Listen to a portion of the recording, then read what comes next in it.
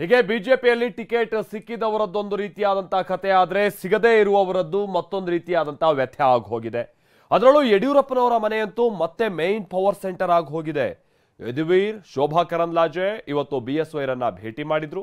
ಹಾಗೆ ಬಿಎಸ್ವೈ ತಮ್ಮ ವಿರೋಧಿಗಳಿಗೆ ಟಿಕೆಟ್ ತಪ್ಪಿಸುವಲ್ಲಿಯೂ ಕೂಡ ಯಶಸ್ವಿಯಾಗಿ ಬಿಎಲ್ ಸಂತೋಷ್ ಟೀಮ್ಗೆ ಶಾಕ್ ಕೊಟ್ಟಿದ್ದಾರೆ ಅನ್ನೋ ಚರ್ಚೆಗಳು ನಡೀತಾ ಇದೆ.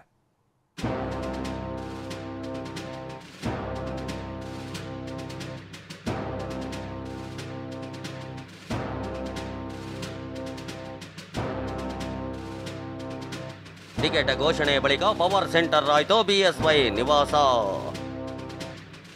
ತಮ್ಮನ್ನ ವಿರೋಧಿಸಿದ್ದವರಿಗೆ ಟಿಕೆಟ್ ತಪ್ಪಿಸುವಲ್ಲಿ ಬಿಎಸ್ವೈ ಯಶಸ್ವಿ.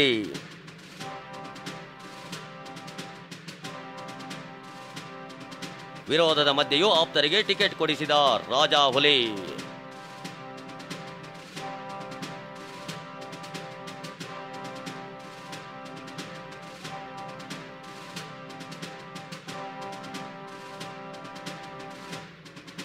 ಬಿಎಸ್ ಯಡಿಯೂರಪ್ಪ ರಾಜ್ಯ ರಾಜಕೀಯದ ಮಾಸ್ ಲೀಡರ್, ಕೇಸರಿ ಪಡೆಯ ರಾಜಾ ಹುಲಿ. ಕಮಲ ಪಡೆಯಲ್ಲಿ ನಾನೇನು, ನನ್ನ ಪವರ್ ಏನು ಅನ್ನೋದನ್ನ ಬಿಎಸ್ವೈ ಮತ್ತೆ ಸಾಬೀತು ಮಾಡಿದ್ದಾರೆ. ತಮ್ಮನ್ನ ವಿರೋಧಿಸಿದ್ದವರಿಗೆ ಗುನ್ನ ಕೊಟ್ಟು ತಮ್ಮ ಆಪ್ತರಿಗೆ ಟಿಕೆಟ್ ಕೊಡಿಸುವಲ್ಲಿ ಬಿಎಸ್ವೈ ಸಕ್ಸಸ್ ಆಗಿದ್ದಾರೆ. ಈ ಮೂಲಕ ಕೇಸರಿ ಮನೆಯಲ್ಲಿ ರಾಜಾ ಹುಲಿ ಗರ್ಜನೆ ಜೋರಾಗಿದ್ದು, ಬೆಂಗಳೂರಿನ ಡಾಲರ್ಸ್ ಕಾಲೋನಿಯ ಧವಳಗಿರಿ ನಿವಾಸ ರಾಜಕೀಯ ಶಕ್ತಿ ಕೇಂದ್ರವಾಗಿ ಬದಲಾಗಿದೆ.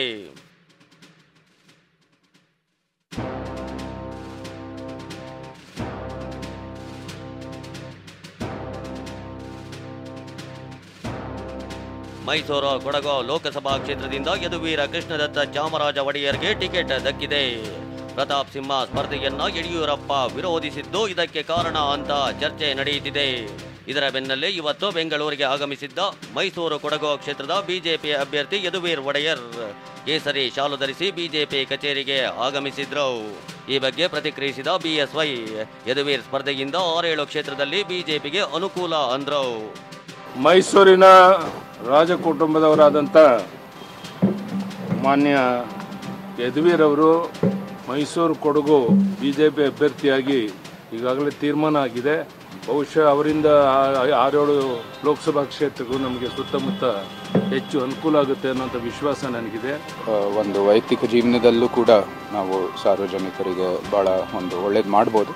ಆದರೆ ಒಳ್ಳೆಯ ಅಧಿಕಾರ ಇದ್ದರೆ ನಮಗೆ ನಿಜವಾದ ಒಂದು ಅಭಿವೃದ್ಧಿ ಮಾಡ್ಬೋದು ಅಂತ ನನ್ನ ಅಭಿಪ್ರಾಯ ಆಗಿದೆ. ನೀತಿ ನಿಯಮಗಳ ಮೂಲಕ ನಾವು ಒಳ್ಳೆಯ ಅಭಿವೃದ್ಧಿ ಮಾಡ್ಬೋದು. ಸೊ ಅದಕ್ಕಾಗಿ ರಾಜಕೀಯ ಜೀವನನೇ ಸಹಜ. ಸೊ ಅದಕ್ಕಾಗಿ ಅದನ್ನು ಭಾರತೀಯ ಜನತಾ ಪಕ್ಷದ ನನ್ನ ನಂಬಿಕೆಗೆ ಮತ್ತು ಅವರು ದೇಶಕ್ಕೆ ನೀಡಿರುವ ಎಲ್ಲ ಈ ಅಭಿವೃದ್ಧಿ ಕೆಲಸ ಅದು ನನ್ನ ಮೇಲೆ ಒಂದು ಅಲೈನ್ಮೆಂಟ್ ಇದೆ. ಸೊ ಅದಕ್ಕಾಗಿ ಇವ್ರನ್ನ ಆಯ್ತು. ವಿರೋಧದ ಅಲೆಯಲ್ಲೂ ಶೋಭಾ ಕರಂದ್ಲಾಜೆಗೆ ಟಿಕೆಟ್. ಇನ್ನು ಚಿಕ್ಕಮಗಳೂರು ಕ್ಷೇತ್ರದಲ್ಲಿ ಶೋಭಾಗೆ ಟಿಕೆಟ್ ನೀಡದಂತೆ ಗೋ ಬ್ಯಾಕ್ ಅಭಿಯಾನವೇ ನಡೆದಿತ್ತು. ವಿರೋಧವಿದ್ರೂ ಕ್ಷೇತ್ರದಿಂದ ಶಿಫ್ಟ್ ಮಾಡಿಸಿ ಬೆಂಗಳೂರು ಉತ್ತರದಿಂದ ಶೋಭಾಗೆ ಟಿಕೆಟ್ ಕೊಡಿಸುವಲ್ಲಿ ಬಿಎಸ್ವೈ ಸಕ್ಸಸ್ ಆಗಿದ್ದಾರೆ. ಇದೇ ಖುಷಿಯಲ್ಲಿರೋ ಶೋಭಾ ಕರಂದ್ಲಾಜೆ ಇವತ್ತು ಬಿಎಸ್ವೈ ನಿವಾಸಕ್ಕೆ ಭೇಟಿ ನೀಡಿದ್ರು. ಬಳಿಕ ಸದಾನಂದ ಗೌಡ ಅವರ ಮನೆಗೂ ತೆರಳಿ ಆಶೀರ್ವಾದ ಪಡೆದ್ರು. ನಮ್ಮ ಪಕ್ಷದಲ್ಲಿ ಈ ರೀತಿ ಪಕ್ಷ ವಿರೋಧಿ ಮಾಡುವವರಿಗೆ, ಗಲಭೆ ಎಬ್ಬಿಸುವವರಿಗೆ, ದೂಷಣ ಮಾಡುವವರಿಗೆ, ಅವಮಾನ ಮಾಡುವವರಿಗೆ ಟಿಕೆಟ್ ಕೊಡಲ್ಲ ಮತ್ತು ಪಕ್ಷ ಪರಿಗಣಿಸಲ್ಲ ಅನ್ನುವಂಥದ್ದು ನನ್ನ ಉದಾಹರಣೆಯಿಂದ ಸಾಬೀತಾಗಿದೆ. ಇನ್ನಾದರೂ ನಮ್ಮ ನಾಯಕರು ಯಾರ್ಯಾರು ಇದನ್ನು ಮಾಡಿಸಿದ್ದಾರೆ, ಮಾಡೋರು ಇದ್ದಾರೆ, ಅವರು ಪಾಠ ಕಲಿಬೇಕು. ಟಿಕೆಟ್ ಹಂಚಿಕೆಯಲ್ಲಿ ಯಡಿಯೂರಪ್ಪ ವರ್ಸಸ್ ಬಿಎಲ್ ಸಂತೋಷ್ ಜಿದ್ದಾಜಿದ್ದಿ. ಟಿಕೆಟ್ ವಿಚಾರದಲ್ಲಿ ಯಡಿಯೂರಪ್ಪ ಮತ್ತು ಬಿಎಲ್ ಸಂತೋಷ್ ಮಧ್ಯೆ ಜಿದ್ದಾಜಿದ್ದಿ ನಡೆದಿತ್ತು ಎನ್ನಲಾಗಿದೆ. ಆದರೂ ತಮ್ಮ ವಿರೋಧಿಗಳಿಗೆ ಟಿಕೆಟ್ ತಪ್ಪಿಸುವಲ್ಲಿ ಬಿಎಸ್ವೈ ಯಶಸ್ವಿಯಾಗಿದ್ದಾರೆ. ವಿರೋಧದ ನಡುವೆಯೂ ಆಪ್ತರಿಗೆ ಟಿಕೆಟ್ ಕೊಡಿಸುವಲ್ಲಿ ಸಕ್ಸಸ್ ಆಗಿದ್ದಾರೆ. Shobha Karandlaje, PC Gaddigoudar, Gayatri Siddeshwar, BY Raghavendra, S ಬಾಲರಾಜುಗೆ ಟಿಕೆಟ್ ಕೊಡಿಸುವಲ್ಲಿ ಬಿಎಸ್ವೈ ಯಶಸ್ವಿಯಾಗಿದ್ದಾರೆ. ಇತ್ತ ಅಣ್ಣಾ ಸಾಹೇಬ್ ಜೊಲ್ಲೆಗೆ ಟಿಕೆಟ್ ಕೊಡಿಸುವಲ್ಲಿ ಸಂತೋಷ್ ಸಕ್ಸಸ್ ಆಗಿದ್ರೂ ಕೂಡ ಆಪ್ತರಿಗೆ ಟಿಕೆಟ್ ಕೊಡಿಸುವಲ್ಲಿ ಫೇಲ್ ಆಗಿದ್ದಾರೆ ಎನ್ನಲಾಗಿದೆ. ಬಿಎಸ್ವೈ ಪ್ರಬಲ ವಿರೋಧದಿಂದಾಗಿ ಸಂತೋಷ್ಗೆ ಆಪ್ತರಾಗಿದ್ದ ಪ್ರತಾಪ್ ಸಿಂಹ, ನಳಿನ್ ಕುಮಾರ್ ಕಟೀಲ್, ಸಿಟಿ ರವಿಗೂ ಟಿಕೆಟ್ ಮಿಸ್ ಆಗಿದೆ.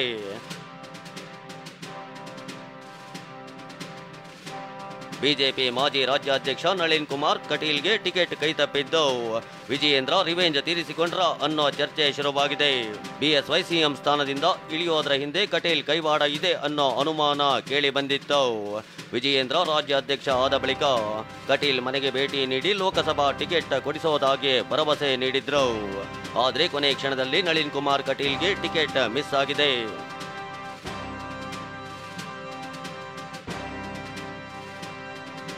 ಇನ್ನು ಬಿಎಸ್ವೈ ಪ್ರಬಲ ವಿರೋಧದ ನಡುವೆಯೂ ತುಮಕೂರಿನಿಂದ ವಿ ಸೋಮಣ್ಣಗೆ ಟಿಕೆಟ್ ದಕ್ಕುವಲ್ಲಿ ಬಿಎಲ್ ಸಂತೋಷ್ ಪಾತ್ರವಿದೆ. ಅಲ್ಲದೆ ವಿಧಾನಸಭೆ ಚುನಾವಣೆಯಲ್ಲಿ ಎರಡೂ ಕಡೆ ಸೋತ ಸೋಮಣ್ಣಗೆ ಸ್ಥಾನಮಾನದ ಭರವಸೆ ನೀಡಿದ್ದ ಹೈಕಮಾಂಡ್ ಕೂಡ ಮಣೆ ಹಾಕಿದೆ. ನಿನ್ನೆ ಬಿಎಲ್ ಸಂತೋಷ್ಗೆ ಆಭಾರಿ ಎಂದಿದ್ದ ಸೋಮಣ್ಣ ಇವತ್ತು ಬಿಎಸ್ವೈ ನಿವಾಸಕ್ಕೂ ಭೇಟಿ ನೀಡಿ ಎಲ್ಲರನ್ನ ವಿಶ್ವಾಸಕ್ಕೆ ತೆಗೆದುಕೊಳ್ಳೋ ಪ್ರಯತ್ನ ಮಾಡಿದ್ದಾರೆ. ಅದೇನೇ ಹೇಳಿ ಬಿಜೆಪಿ ಟಿಕೆಟ್ ಸಿಕ್ಕವರು ಖುಷಿ ಖುಷಿಯಾಗಿ ಅಖಾಡಕ್ಕೆ ರೆಡಿ ಆಗ್ತಾ ಇದ್ರೆ ವಂಚಿತರು ಎದೆಯಲ್ಲೇ ಅಸಮಾಧಾನವಿಟ್ಕೊಂಡು ಬಿಎಸ್ವೈ ಮನೆ ಎಡತಾಕುತ್ತಿದ್ದಾರೆ. ಮತ್ತೊಂದು ಪಟ್ಟಿಯಲ್ಲಿ ಇನ್ಯಾರಿಗೆ ಶಾಕ್ ಆದಿದ್ಯೋ ಅನ್ನೋದೇ ಕುತೂಹಲ. Bureau report, TV9.